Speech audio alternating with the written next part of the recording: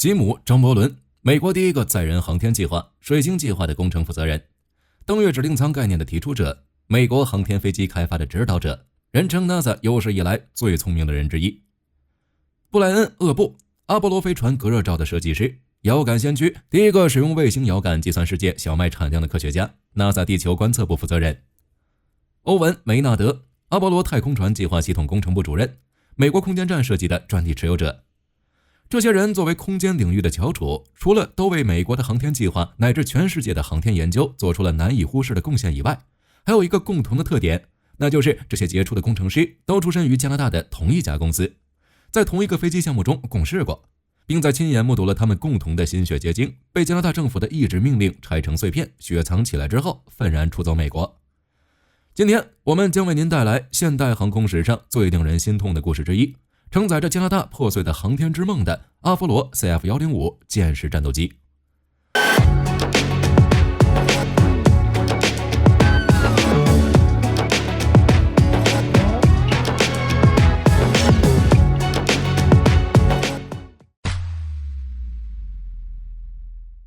第二次世界大战期间，德国纳粹如同潮水一般席卷了整个欧洲，英国被迫举全国之力对抗德国人的疯狂进攻。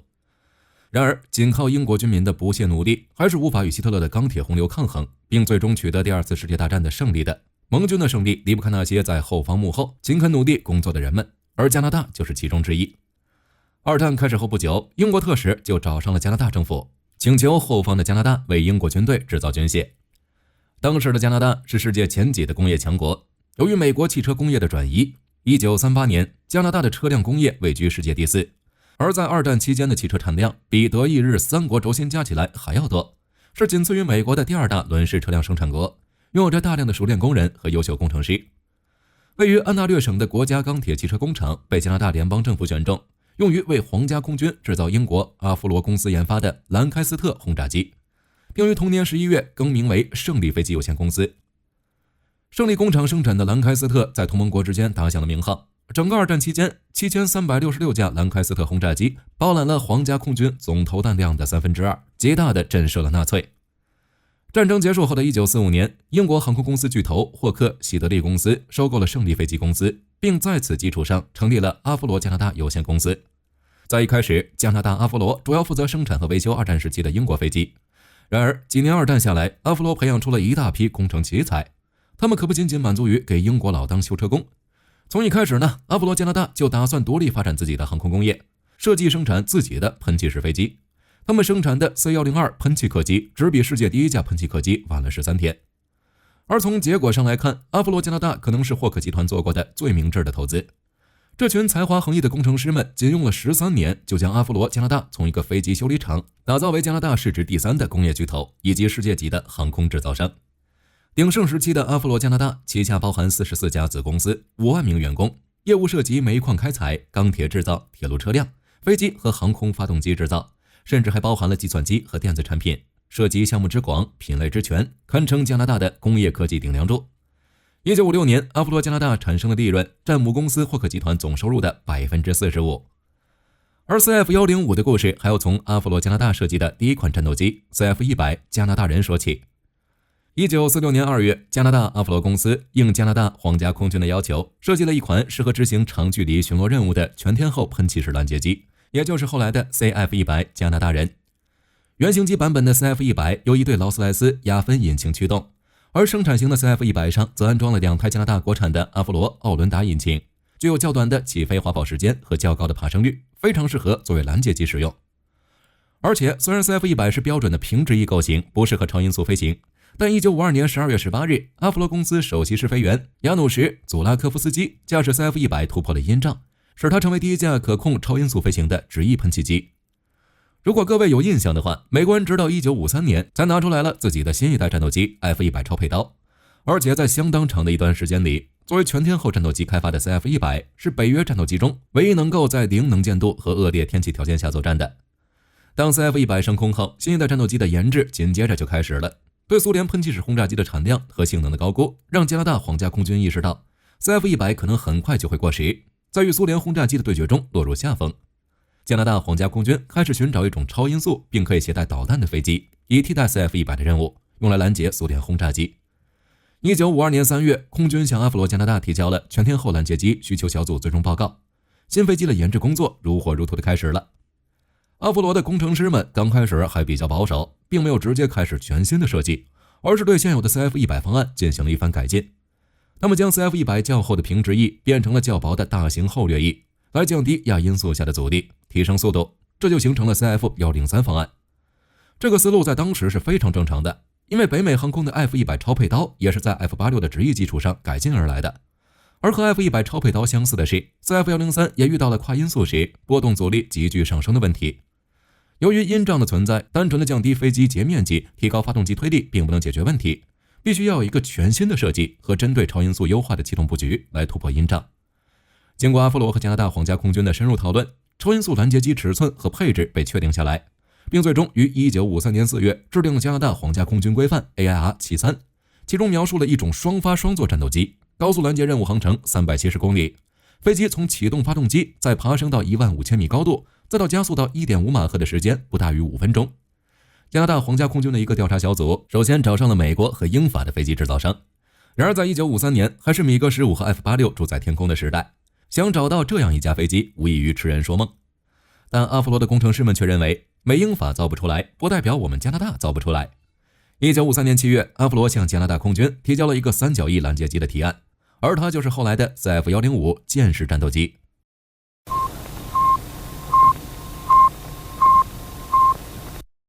1957年10月4日，经过5年的研发，第一架舰式战斗机向公众展出。然而，这架加拿大最新锐战斗机的亮相却并没有在各大媒体上掀起多大的波澜，因为就在这一天，苏联发射了人类第一颗人造卫星斯普特尼克1号，全世界的目光都被苏联人的大火箭吸引走了。阿弗罗的这架旷世飞舰并没有得到特别的关注。紧接着1958年3月，阿弗罗舰式战斗机首飞，并于当年完成了 95% 的飞行测试。而在第3次飞行中， CF-105 在12000米的高空完成了 1.1 马赫的超音速飞行，证明了它的超音速能力。而在第7次飞行测试时， CF-105 在爬升中达到了 1.52 马赫，并且还在继续加速。最终，这架加拿大飞舰在平飞中飞出了 1.9 马赫的极速。要知道，测试版本的舰式战斗机使用的都是普惠的 G75 发动机，而不是专门配套开发的。推力更强劲、重量也更轻的易洛魁发动机，在几十年里，人们都在猜测，如果使用易洛魁发动机， CF-105 很可能达到2马赫以上的极速。然而，就在第一架配备易洛魁发动机的 CF-105 马克2准备好进行滑行测试，即将进入空军验收阶段的时候，一切都戛然而止了。1959年2月20日星期五，一条爆炸性新闻占据了加拿大各地报纸的头条：舰式战斗机被放弃，13800名工人失业。2个月后，加拿大政府以舰式战斗机过于先进，防止苏联间谍窥探为由，销毁了全部6架 CF-105 样机以及所有的易洛魁发动机、生产工具和技术资料。这架跨越时代的传奇战机被无情地掐死在胜利的前夜。虽然阿弗罗舰式战斗机的性能和先进性可以说是毋庸置疑，而它带给加拿大人的震撼却远不止一架先进战斗机这么简单。在50多年后的2011年，仍然有人向加拿大政府提议重新制造现代化的 CF-105 作为采购 F-35 的替代品。诚然，我们都知道舰式战斗机并不完美，也不可能在几十年后与最先进的 F-35 抗衡，但 CF-105 到底有多先进，以至于在几十年后仍然有人对它念念不忘。1957年的《航空周刊》杂志封面是一张巨大的舰式战斗机的俯视图，其中包含了一篇标题为 CF-105 上的先进工程学的文章。在这篇文章里，详细讨论了 CF-105 身上的诸多惊人之处。首先呢，是外部布局。乍一看， CF-105 的机身方方正正，像是一个铁盒子一样。当时的许多航空评论家就对此颇有微词，他们认为 CF-105 无疑会存在空气动力学上的问题，毕竟在一般人看来，飞机是越圆润越好，这样才能最大程度地降低空气阻力。然而，此时的加拿大阿弗罗汇聚着北美最顶尖的航空工程师团队，同时和 NASA 的前身美国国家航空咨询委员会 NACA 有着密切的合作。这么明显的问题，阿弗罗的工程师们不可能没有想到。实际上 CF-105 的盒状机身以及其他许多看上去奇怪的细节都是特地为超音速飞行设计的。从照片中我们可以看到， CF-105 的发动机进气口和机身有着一定的距离，而且有一个伸出来的负面层隔板，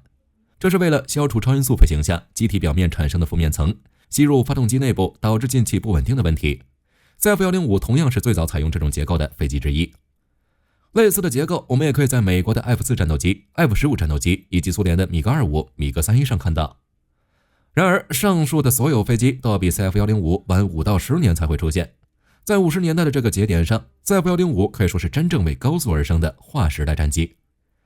舰式战斗机的武器架可以完全收在机腹内，无论是当时最先进的麻雀导弹、猎鹰导弹还是其他导弹， CF-105都可以携带。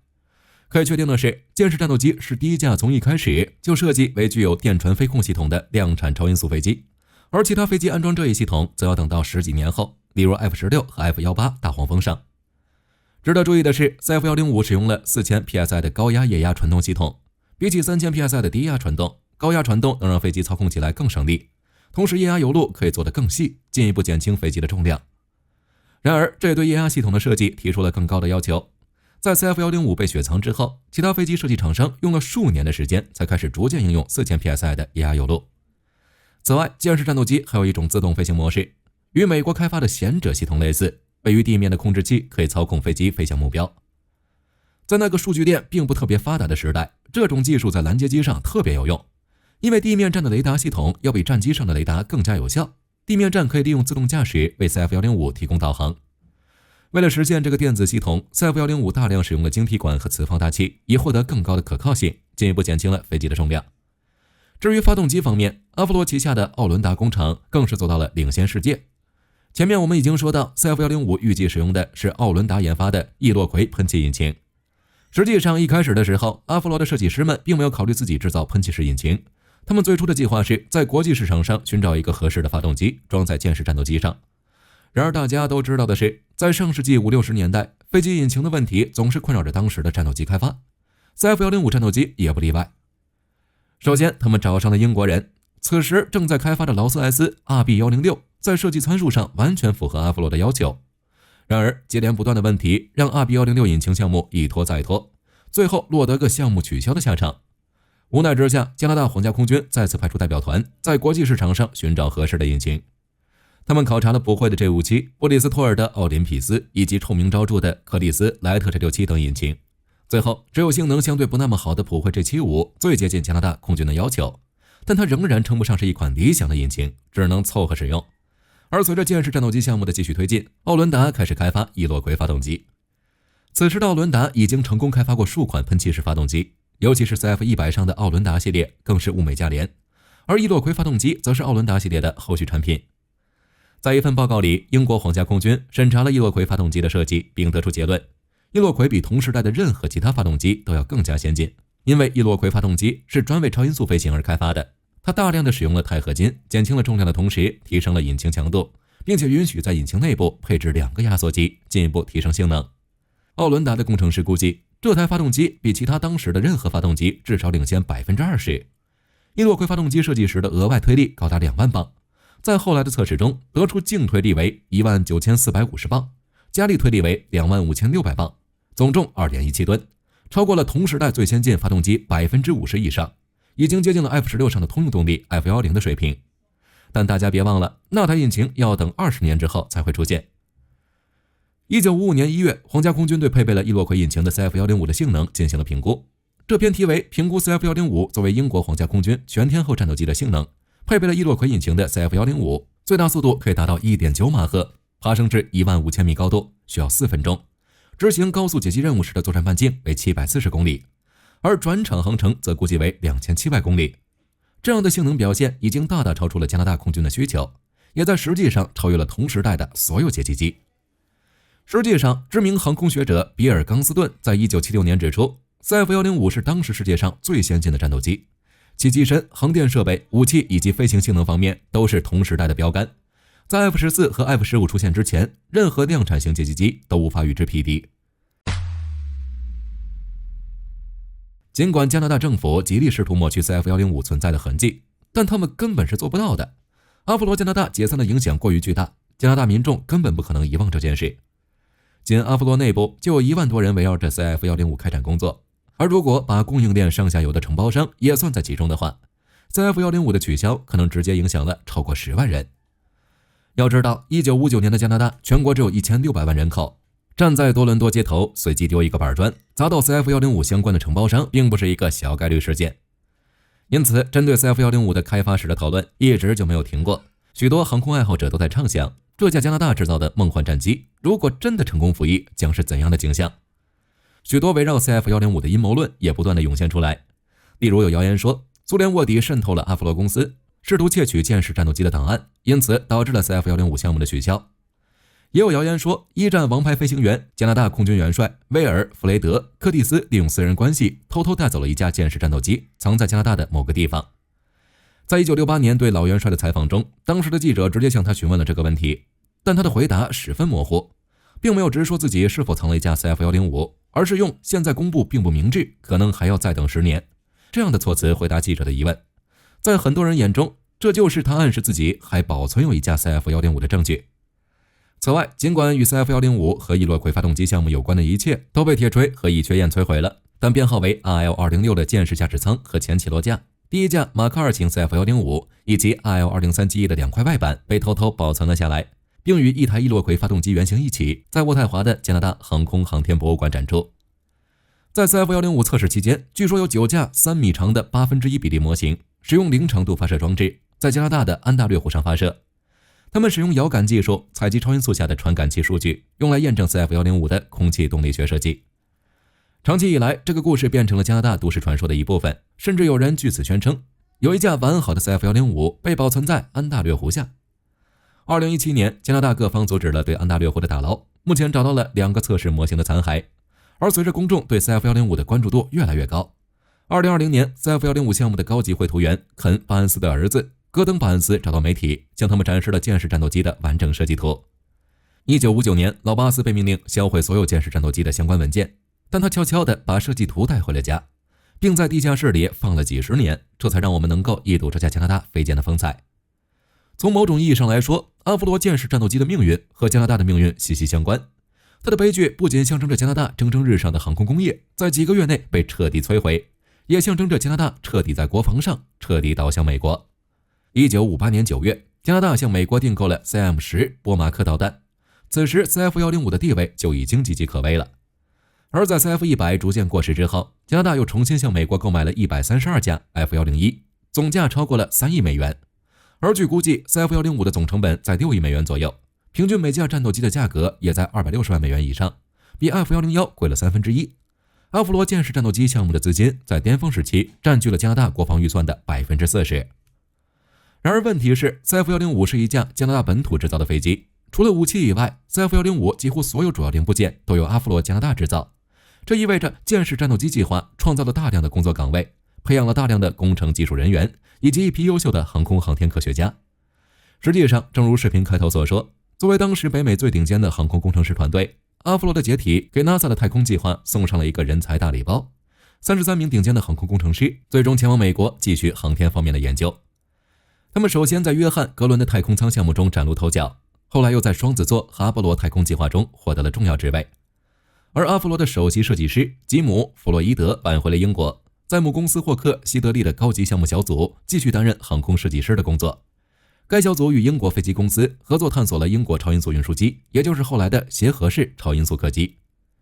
在故事的最后，我们必须要指出的是，正如我们前面提到的那样， CF105 舰式战斗机并不是什么超级飞机，也无法与任何现代战斗机相抗衡，它是一架解机机，只能装备数量有限的早期导弹。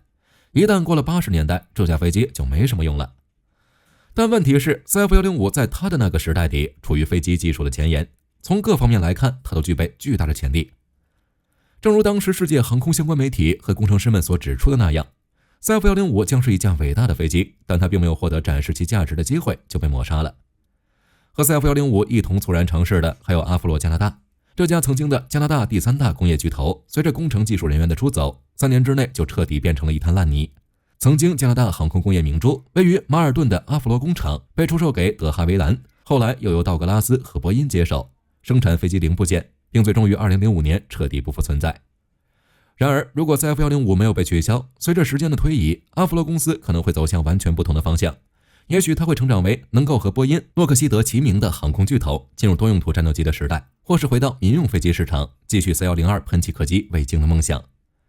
它也可能与外国公司合并，或是被外国公司收购，甚至可能在经济危机的浪潮下完全关闭。然而这些可能性并不是贬低 CF-105 或是舰式战斗机身后的天才团队的理由。阿弗洛加拿大在 CF-105 上付出的一切，象征着即使是小国、弱国，同样可以凭借自己的智慧与勇气，在历史上留下自己的名字。